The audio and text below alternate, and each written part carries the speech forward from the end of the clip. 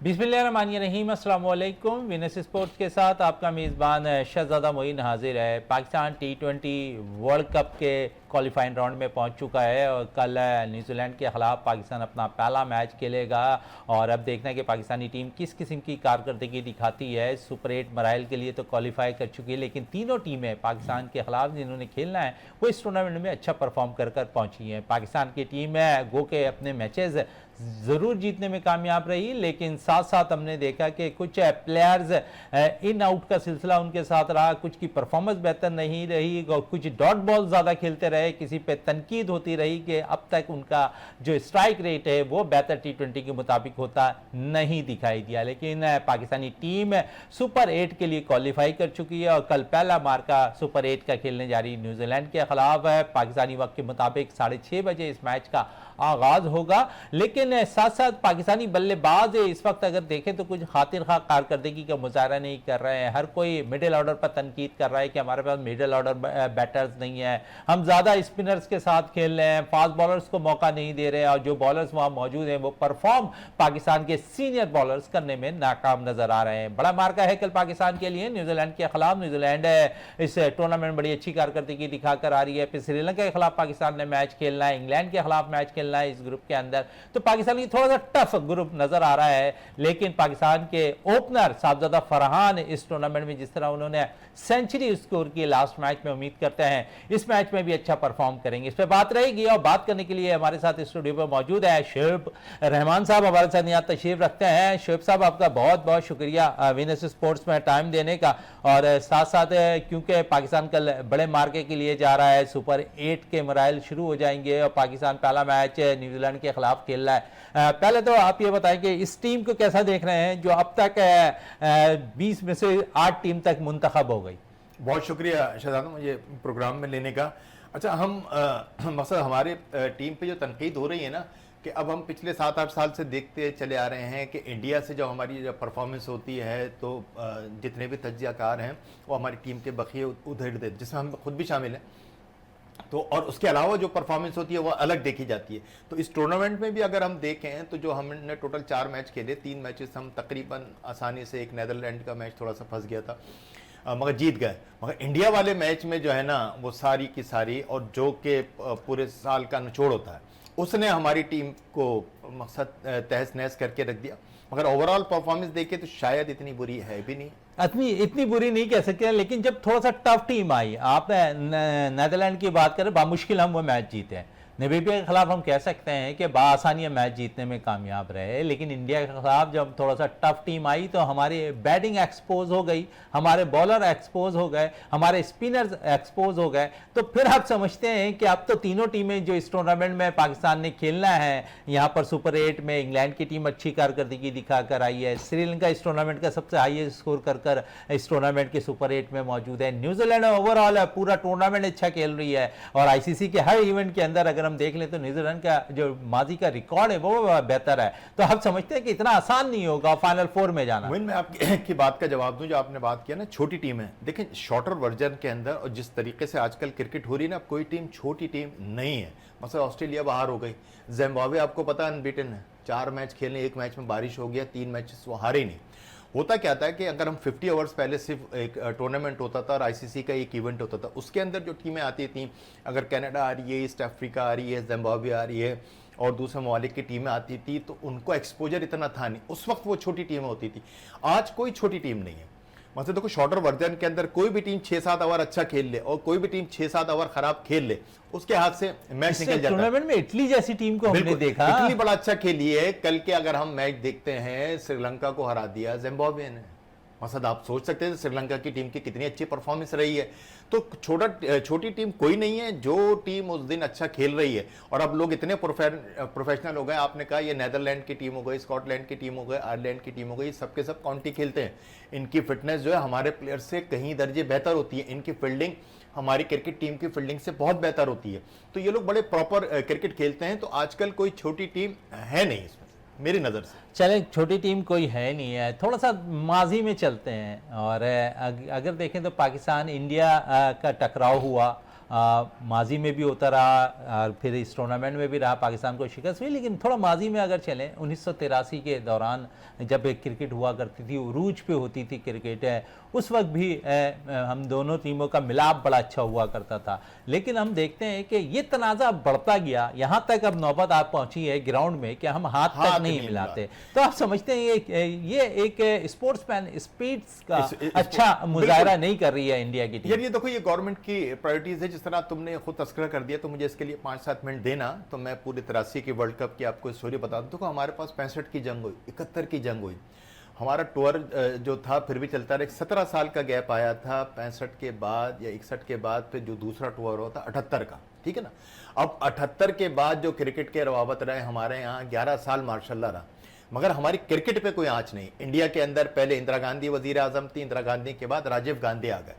आपस में ताल्लुकात भले जैसे रहे, मगर यार वर्ल्ड कप जैसा इवेंट हम लेकर आ गए। अब तुमने अगर ये तस्करा कर ही दिया है, तो मैं 84 की इंदिरा गांधी वाला भी थोड़ा सा वाकया बताएं कि 1984 के अंदर इंडिया की टीम पाकिस्तान में थी। 31 अक्टूबर 1984 को इंदिरा गांधी का मर्डर हुआ है, और इंडिया और पाकिस्तान का सियालकोट में मैच जारी था। आधा मैच हो गया था, वनडे इंटरनेशनल, जिसमें इंडिया ने 210 रन पे 3 खिलाड़ी आउट बनाए थे।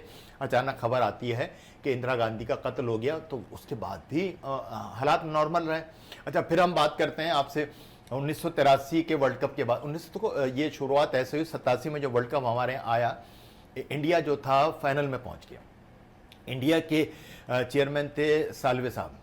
सालवे साहब ने आईसीसी और इंग्लिश क्रिकेट बोर्ड को फ़ोन किया कि जनाब हमें पासेस दे दें। अच्छा, आईसीसी तो उस वक्त इंडिया पाकिस्तान को कुछ समझता ही नहीं था, ना इंडियन क्रिकेट वो इंग्लिश क्रिकेट बोर्ड, तो उन्होंने पासेस देने से मना कर दिया।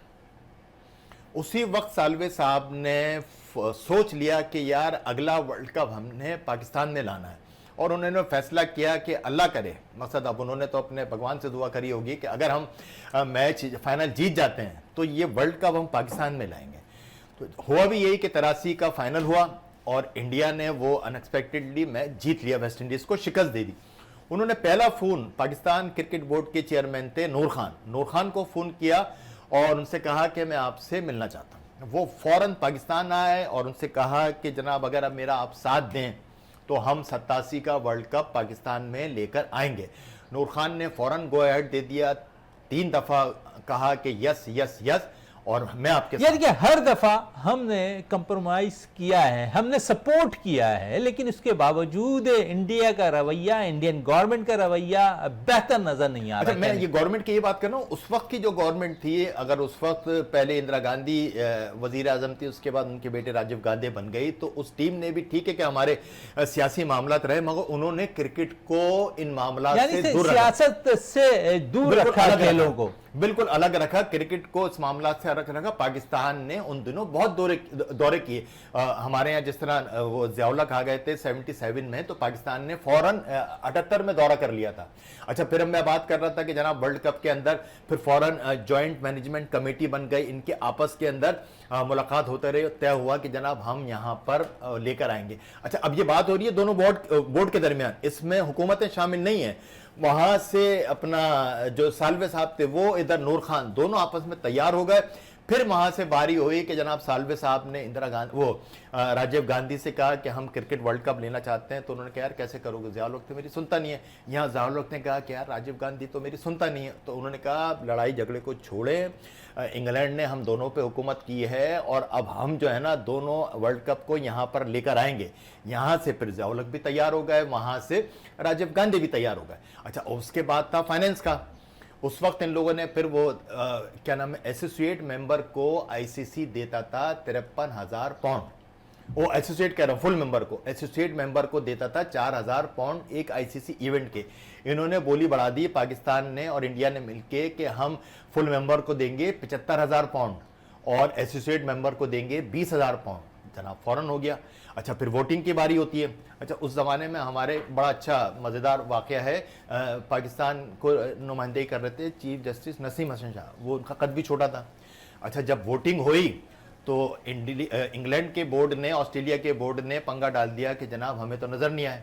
दोबारा हुई, फिर दोबारा वोटिंग हुई, तो ये बाकायदा रिकॉर्ड पे बात मौजूद है, chief justice Nasim Hasan Shah table पे खड़े हो गए और उन्होंने इंग्लैंड के और ऑस्ट्रेलिया के दोनों चेयरमैनों को कहा कि देख लो जनाब, मैं वोट डाल रहा हूँ, ऐसा ना हो फिर पंगा कर देना। वोटिंग का रिजल्ट आया 12-16, मगर 16 वोट पाकिस्तान के और इंडिया के हक में आए, 12 अगेंस्ट पड़े।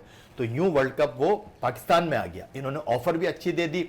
अब वहां से सालवे साहब ने उनको कहा कि राजीव गांधी को, तो राजीव गांधी ने फौरन फाइनेंस मिनिस्टर से 1.6 मिलियन पाउंड जो थे वो करा दिए। फिर उसके बाद बारी थी कि जनाब स्पॉन्सरशिप की। तो उस वक्त ये मुकेश अंबानी के वालिद होते थे धीरू भाई अंबानी, मेरे ख्याल से कुछ इस किस्म का नाम था। उनके पास गए अपना बीसीसीआई के नुमाइंदे कि जनाब हमें आपसे फाइनेंस चाहिए, स्पॉन्सरशिप। तो उन्होंने कहा था ठीक है मैं 20 करोड़ देता हूं, मगर पाकिस्तान और इंडिया का जो नुमाइशी मैच हो मुझे उसके बराबर बिठा देना। ये यहाँ से डन हो गया। इधर से पाकिस्तान क्रिकेट बोर्ड जो था मुस्तकिल ज़िया-उल हक से राब्ते में था और यहाँ से ज़िया-उल हक ने उनको ओके कर दिया। अब जनाब जब वर्ल्ड कप नज़दीक आया तो उस वक्त क्या था, इस दौरान उनका इंदिरा गांधी का इंतकाल हो गया था। राजीव गांधी वज़ीर आज़म बन गए थे। पाकिस्तान में हुकूमत उन्हीं की थी, अपना ज़िया-उल हक की। और पाकिस्तान क्रिकेट के चेयरमैन बन गए थे जनरल सफदर बट साहब बन गए थे, और इंडिया के बन गए थे श्री रामन साहब बन गए थे। अच्छा, अब आपको पता है कि 87 के वर्ल्ड कप से पहले एशिया की, जनूबी एशिया की सबसे बड़ी जंगी मशक़ें राजीव गांधी ने बॉर्डर पे, राजस्थान के बॉर्डर पे लगा दी थी 5 लाख फौज। किस वजह से? ये वहां पर उनके पास जंगी मशक़ें थी, उन्होंने हथियार लिए थे। उन्होंने कहा था ये तो प्रैक्टिस है, और उसका एक मखसूस मेरे ख्याल से नाम भी था। शोभा, इस पे वापस आएंगे। मुझे ब्रेक का इशारा दिया जा रहा है, तो चलते हैं ब्रेक पे। ब्रेक से वापस आएंगे तो गुफ्तगू को मज़ीद भी जारी रखेंगे।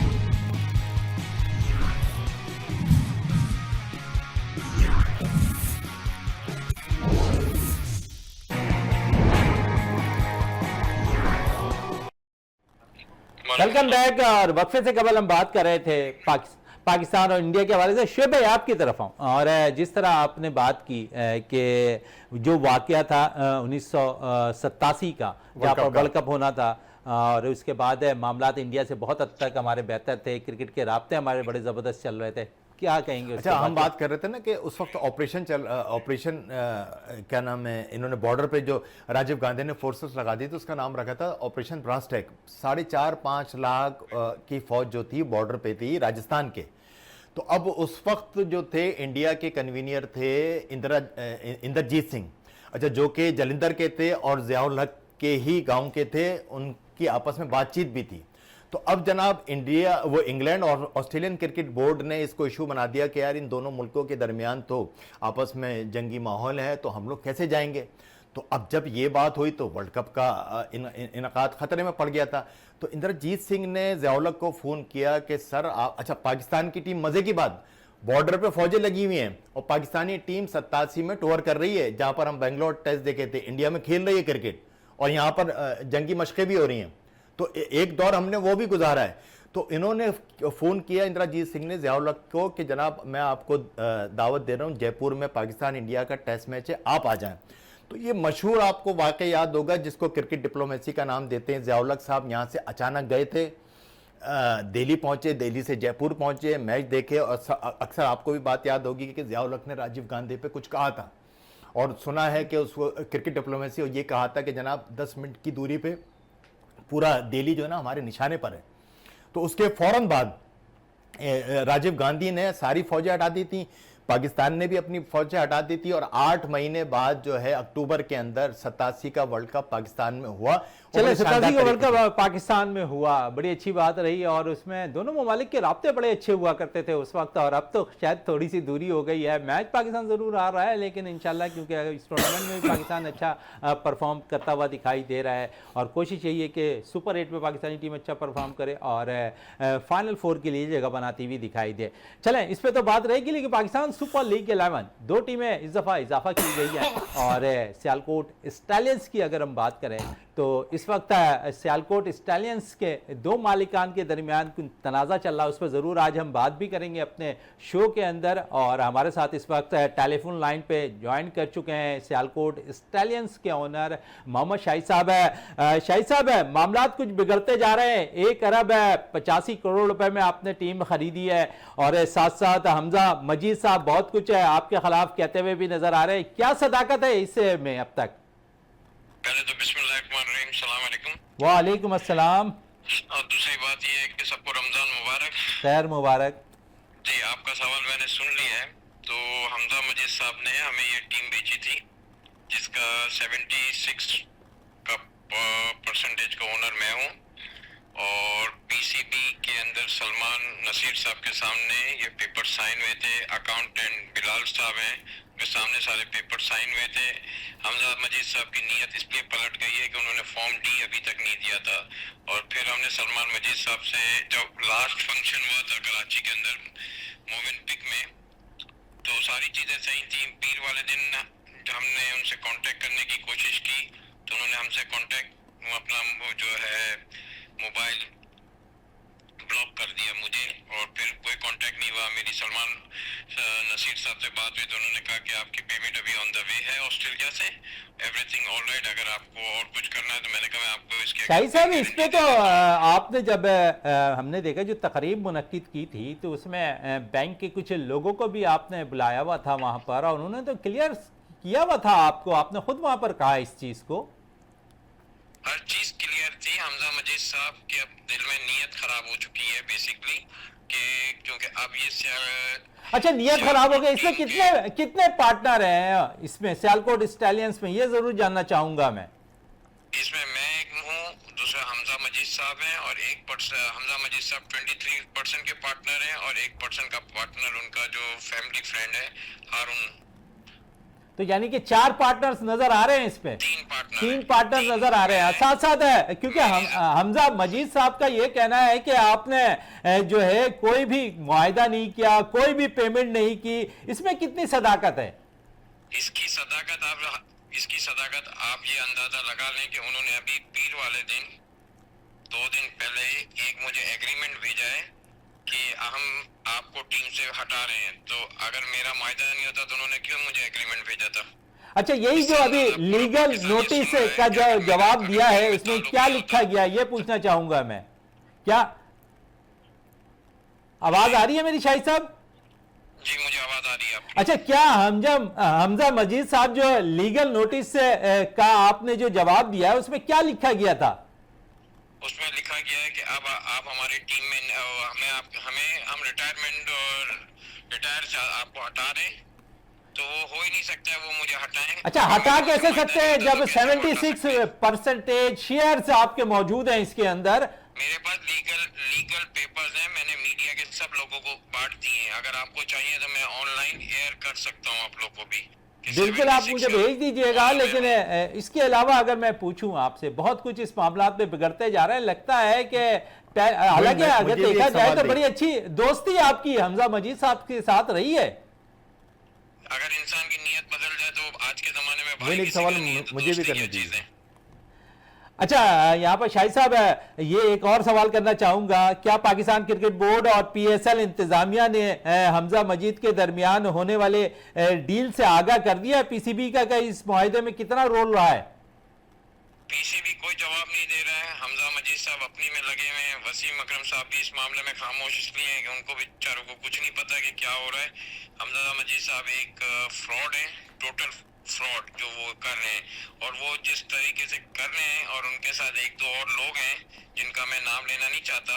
बहुत जल्द मैं उन लोगों का भी नाम ऑन द स्क्रीन लूंगा जो मुझे बाकायदा बदनाम कर रहे हैं या मेरी इज्जत को उछाल रहे हैं। उन सब पे केस होने वाला है बहुत जल्द। मंडे को सबको कोर्ट के नोटिस जाएंगे।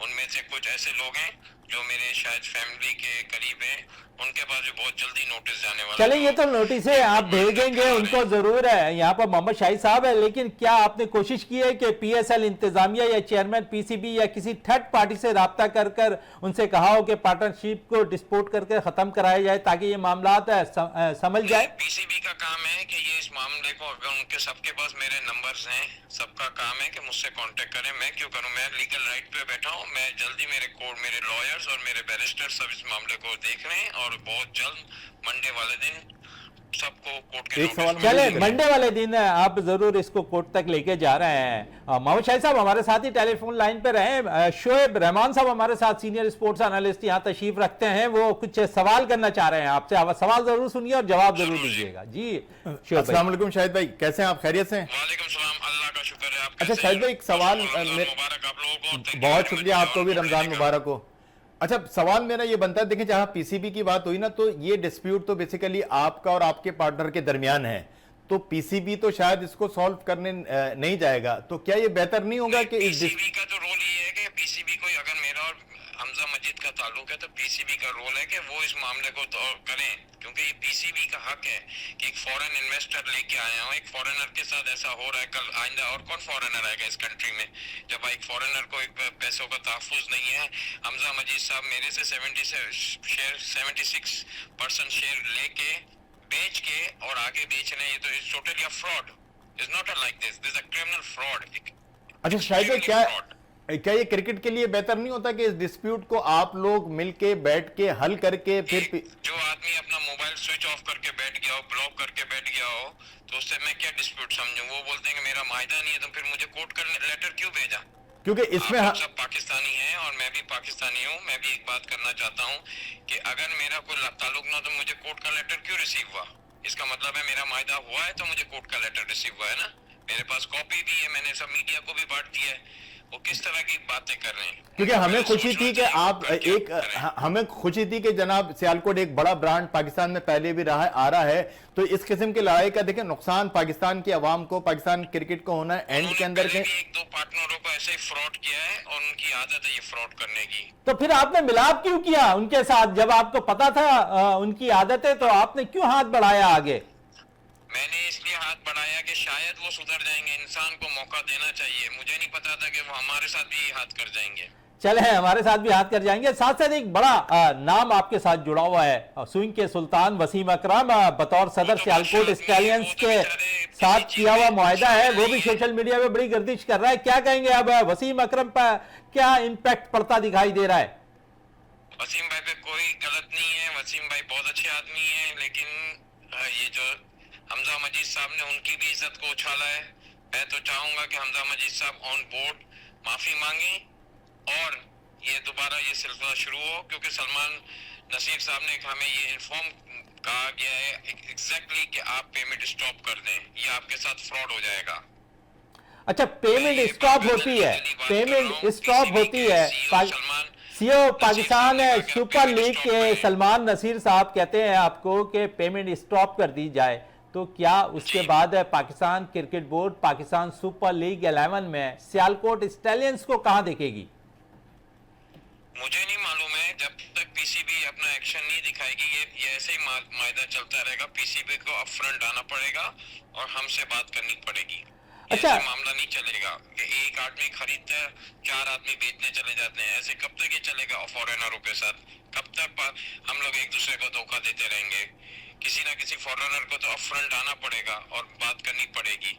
इसलिए मैं पूरा रिक्वेस्ट करता हूं पाकिस्तानी अवाम से कि मेरा साथ दें। अच्छा, साथ तो देने को तैयार है, लेकिन बड़े ठोस सबूत के साथ आपको जाना पड़ेगा। अदालत के अंदर है यहाँ पर मोहम्मद शाहिद साहब हमजा मजीद के खिलाफ। जो लोग मेरे बारे में प्रोपेगेंडा कर रहे हैं वो सब मुंह की खाएंगे।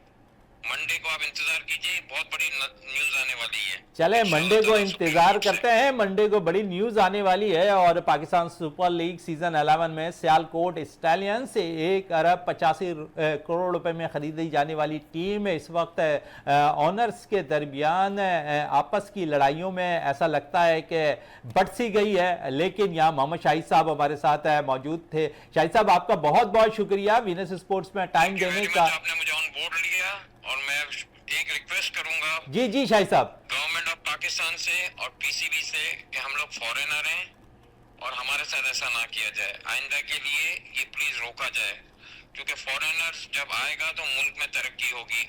एक फॉरेनर के आने से 10 फॉरेनर्स आएंगे। अब मेरे साथ क्या हो रहा है, मुझे कोई गवर्नमेंट की सपोर्ट नहीं है, मुझे पीसीबी की कोई सपोर्ट नहीं है, मुझे सिर्फ सपोर्ट है मीडिया और मीडिया के लोगों की। और मुझे वो सपोर्ट चाहिए कि गवर्नमेंट उठ के सामने आए और हकाइक जाने के क्या मसलाइल हैं और ये फैसला कराए government of Pakistan. Please. Mohammad Shahi साहब हमारे साथ मौजूद थे टेलीफोन लाइन पे। शाही साहब बहुत शुक्रिया। और उनका कहना था कि इस मामला को पाकिस्तान गवर्नमेंट हल कराए, और क्योंकि फौरन अपने पैसा इन्वेस्ट कर रहे हैं क्रिकेट के लिए, क्रिकेट की बेहतरी के लिए, सिर्फ क्रिकेट नहीं दीगर खेलों के लिए भी आपके लिए एक मशल राह बनती जाएगी। अगर यहां पर सपोर्ट उन्हें किया जाए फौरन को, तो वो अपना किरदार स्पोर्ट्स में दिखाते हुए नजर आएंगे, और क्रिकेट के साथ साथ दीगर खेल भी इंप्रूव होते हुए पाकिस्तान में दिखाई देते हुए नजर आएंगे। मोहम्मद शाही साहब हमारे साथ थे, सियालकोट स्टालियंस के ऑनर, जिन्होंने कहा 76 जो शेयर्स हैं वो उनके नाम पर हैं, लेकिन हमजा मजीद साहब यहां पर उनके खिलाफ जो है गलत बयानी कर रहे हैं। बहुत से ठोस सबूत मोहम्मद शाही साहब के पास मौजूद हैं, और वो कह रहे हैं कि मंडे वाले दिन वो मीडिया के सामने अदालत जा रहे हैं, और उनको यकीनन हमजा मजीद को जो है इसका जवाब देना पड़ेगा। इस वक्त मुझे ब्रेक के लिए कहा जा रहा है, ब्रेक पे चलते हैं, ब्रेक से वापस आएंगे तो गुफ्तगू को मजीद जारी रखेंगे।